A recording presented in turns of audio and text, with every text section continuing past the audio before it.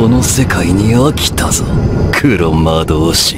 Agnologia. Dalam cerita fairy tale, Agnologia dipercaya sebagai makhluk terkuat yang ada di universe fairy tale. Dia juga dikenal dengan sebutan Raja Para Naga, yang tujuan hidupnya hanya ingin membasmi semua naga yang ada di muka bumi.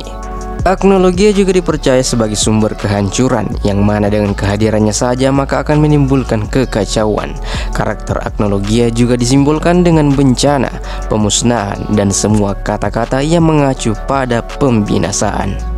Sebagai salah satu karakter vital pada jalan cerita seri fairy tale, tentu saja Agnologia memiliki origin atau ceritanya sendiri, dimulai dari masa lalunya, kekuatan sang raja para naga, ambisi sang raja naga hitam, dan inilah Agnologia. Agnologia lahir 400 tahun sebelum timeline di mana Natsu dan kawan-kawan berpetualang di negeri para penyihir Magnolia. Dulunya dia adalah seorang dokter yang sehari-harinya bekerja mengobati para manusia dan para naga dengan keahliannya sebagai seorang dokter. Sebagai catatan, nama dari Agnologia sendiri adalah nama seekor naga yang dirawat oleh sang dokter, yang nantinya nama Agnologia diambil oleh sang dokter. Dan untuk nama asli dari sang dokter tidak pernah disebut sekalipun pada seri ataupun animenya. Sang dokter tinggal di daerah bernama Monte Secreta, daerah yang terletak jauh di atas permukaan tanah, yang mana di daerah tersebut manusia dan naga hidup damai dan berdampingan.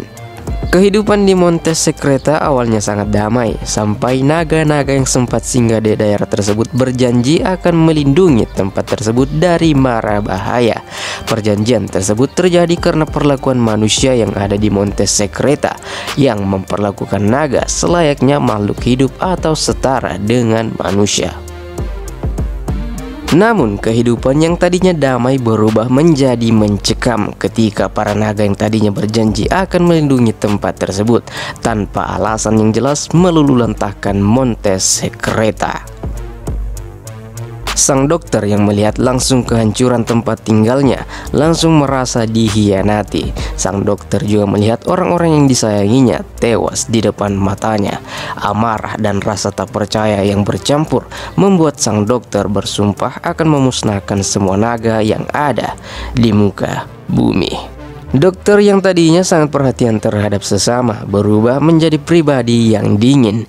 Dia juga mempelajari teknik pembunuh naga atau yang disebut sebagai Dragon Slayer. Bersama dengan teman sesama Dragon Slayer, dia memulai misinya untuk membasmi semua naga.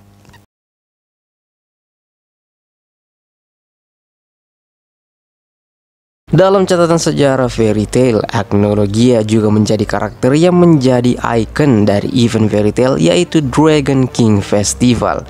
Sebuah kejadian di masa lalu ketika naga terpecah menjadi dua kubu, yaitu kubu yang menginginkan kehidupan damai dengan manusia dan kubu yang ingin menguasai atau mendominasi kehidupan di bumi. Festival atau peperangan tersebut sebagai ajang bagi Agnologia menunjukkan siapa dirinya yang sebenarnya, di mana dia tidak hanya melenyapkan naga yang menjadi musuhnya, bahkan teman sesama Dragon Slayer pun lenyap di tangannya. Di momen ini juga, karena terlalu banyak membunuh dan bermandikan darah naga, Agnologia sampai bisa berubah menjadi naga seutuhnya, menjadikan dia satu-satunya sosok naga yang hidup, dan karena hal tersebut dia mendapat julukan Raja Para Naga. Setelah menjadi satu-satunya yang hidup dari event Dragon King Festival, Agnologia masih terus mencari para naga yang masih hidup. Bahkan jika Agnologia sedikit saja mencium bau naga dari para Dragon Slayer, Agnologia tidak akan ragu untuk mengeluarkan jurus pamungkasnya untuk melenyapkan targetnya tersebut. Dengan menjadi satu-satunya yang hidup setelah peperangan para naga, sekaligus penyebab lenyapnya populasi naga yang ada di muka bumi, nama Agnologia menjadi legenda dan hanya menjadi mitos semata di fairy tale. Hal yang tadinya cuma cerita legenda semata menjadi kenyataan ketika Agnologia menunjukkan eksistensinya, seperti di beberapa arc di Fairy Tail di mana dia pertama kali muncul di arc Tenro Island, pertarungannya dengan Ignel sang Raja Naga Api di Tartarus arc, pertemuannya dengan Zeref di Avatar arc, dan di Alvarez Empire arc cerita Agnologia berakhir.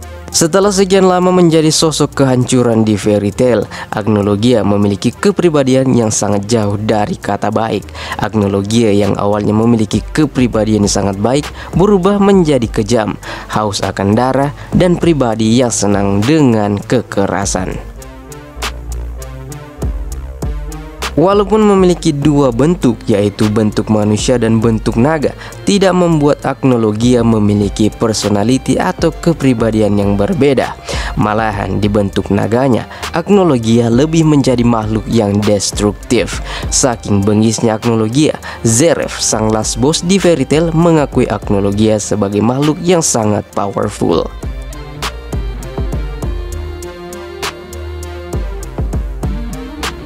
Zeref juga menambahkan bahwa Agnologia bisa saja menguasai dunia, namun Agnologia tidak memilih pilihan tersebut. Dikatakan juga bahwa Agnologia mencari lawan yang sepadan dengannya, dan jika Agnologia menemukan lawan yang seimbang, dia akan menunjukkan sisi riang dan bersemangatnya, serta Agnologia tidak ragu akan memuji lawannya tersebut.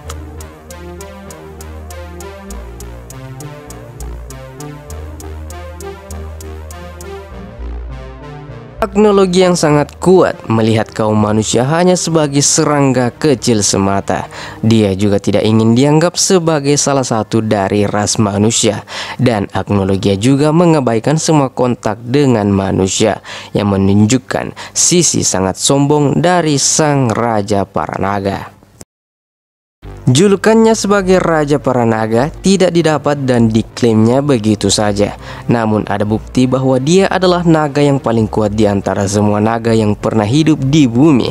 Dia bisa menjadi ancaman bagi populasi manusia dengan kekuatan pemusnahannya yang sangat kuat. Sebelum dapat bertransformasi menjadi naga hitam terkuat, dulunya Agnologia yang berprofesi sebagai dokter hanya menguasai healing magic, yang mana berguna untuk menyembuhkan manusia dan naga yang terluka. Namun setelah insiden di kampung halamannya, Agnologia lalu mempelajari sihir Dragon Slayer yang menjadikannya salah satu manusia yang ikut andil dalam event Dragon King Festival. Dragon Slayer yang membunuh terlalu banyak naga hingga membuatnya menjadi naga seutuhnya. Agnologia juga dapat menyerap jenis sihir apapun karena telah beradaptasi dari naga-naga yang telah dilenyapkannya. Sebagai seekor naga, Agnologia juga memiliki kekuatan dan kemampuan naga yang meliputi Dragon Roar, raungan yang menghempaskan energi dari mulutnya menjadi energi penghancur, Eternal Flare, jurus yang membuat Agnologia dapat menembakkan cahaya yang berasal dari langit, dan Agnologia juga memiliki jurus Power of the End, di mana Agnologia menggunakan tangannya sebagai senjata penghancur. Seperti yang disebutkan sebelumnya bahwa Agnologia dapat menyerap segala macam jenis sihir dan menggunakannya. Agnologia juga pernah diperlihatkan menggunakan time magic setelah Agnologia menyerap sesuatu antara ruang dan waktu, yang outputnya adalah Agnologia dapat menciptakan dunia baru yang disebut Jiku no Hazama, atau dalam bahasa Inggris Rift in Space and Time. Dalam transformasinya menjadi seekor naga, Agnologia memiliki kemampuan tambahan dalam bentuk naganya, seperti kemampuan untuk terbang bebas, ketahanan yang diperkuat, kekuatan yang menjadi berkali-kali lipat, kecepatan yang tidak dapat diikuti oleh mata, penciuman yang sangat tajam, dan Agnologia juga kebal terhadap Dragon Supremacy Magic, sihir yang dapat memanipulasi dan mengambil alih kesadaran dari naga. Sedangkan dalam bentuk manusianya, Agnologia memiliki pengalaman bertarung selama 400 tahun lebih yang membuatnya sangat handal dalam hand-to-hand combat, dan tentu saja sebagai Dragon Slayer yang bisa berubah wujud menjadi naga membuatnya memiliki sihir yang tak tertandingi di universe Fairy Tail. sebagai makhluk yang menjadi legenda akan kepunahan para naga di muka bumi, menjadikan sosok Agnologia sebagai dewa penghancur dan pemusnahan seantero dunia fairy tale. Belum lagi kekuatannya diakui oleh Zeref, sang last boss atau tuhannya universe fairy tale. Semasa hidupnya, Agnologia hanya memiliki satu tujuan, yaitu menghapus eksistensi dari ras naga. Tidak peduli berapa banyak naga yang harus dilenyapkan, Agnologia menjelajah ke seluruh bagian bumi untuk tujuan tersebut. Serta Agnologia juga dipercaya mencari lawan yang sepadan dengannya. Entah apa motivasi dari sang Raja Naga untuk hal yang satu ini.